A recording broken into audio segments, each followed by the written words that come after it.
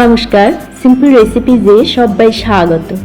আজ বানাবো বাংলাদেশের যশোরের নারকেলি মুরগি। তো চলুন শুরু করি। এই নারকেলি মুরগি বানানোর জন্য নিয়েছি 1 কিলো চিকেন। এরকম বড় টুকরো করে কেটে নিয়েছি, বেছে পরিষ্কার করে ধুয়ে নিয়েছি। এর মধ্যে দিয়ে দেব একটা বড় সাইজের পেঁয়াজ কুচি, 1 টেবিল স্পুন আদা কুচি, 1 টেবিল স্পুন রসুন কুচি, 2টো তেজপাতা, 1 টেবিল স্পুন কাশ্মীরি লাল লঙ্কার গুঁড়ো, হলুদ গুঁড়ো 1 টেবিল স্পুন, জিরের গুঁড়ো 1 টেবিল স্পুন, 1 টেবিল স্পুন ধনের গুঁড়ো, গরম মশলা গুঁড়ো 1 টেবিল স্পুন, সাদা তেল 2 টেবিল স্পুন, স্বাদ মতো লবণ। সব কিছু ভালো করে মেখে নেব।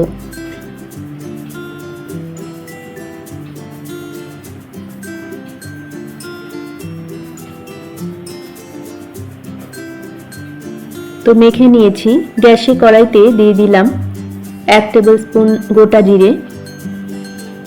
মিডিয়াম ফ্লেমে ড্রাই রোস্ট করে নেব।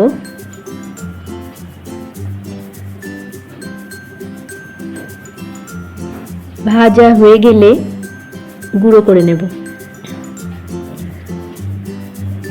তো গুঁড়ো করে নিয়েছি। ওই কড়াইতেই দিয়ে দিলাম মেখে রাখা চিকেন।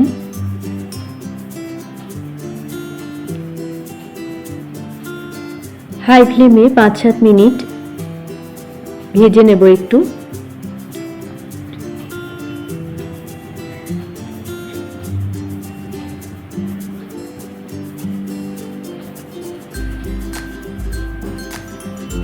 ভাজা হয়ে গেলে দিয়ে দেব প্রয়োজন মতো গরম জল। মিশিয়ে নেব।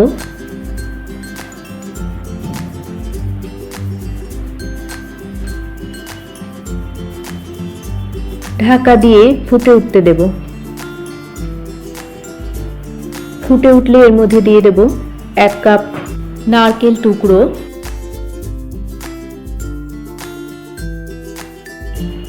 মিশিয়ে নেব।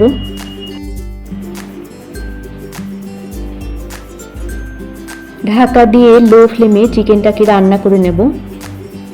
মাঝে মধ্যে ঢাকা খুলে একটু নাড়াচাড়া করে নেব।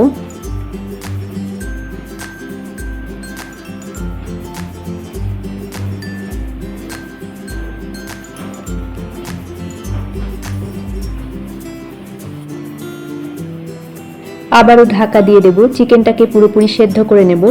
মিনিট 15-20 পর চিকেনটা সেদ্ধ হয়ে যাবে। দিয়ে দেব ভাজা জিরের গুঁড়ো। ভালো করে মিশিয়ে নেব। মিশিয়ে নিয়ে ফ্লেমটাকে অফ করে দেব। তো তৈরি হয়ে গেল নারকেলি মুরগি। ঢাকা দিয়ে স্ট্যান্ডিং টাইম দিয়ে সার্ভ করব গরম ভাত অথবা পোলাওয়ের সাথে।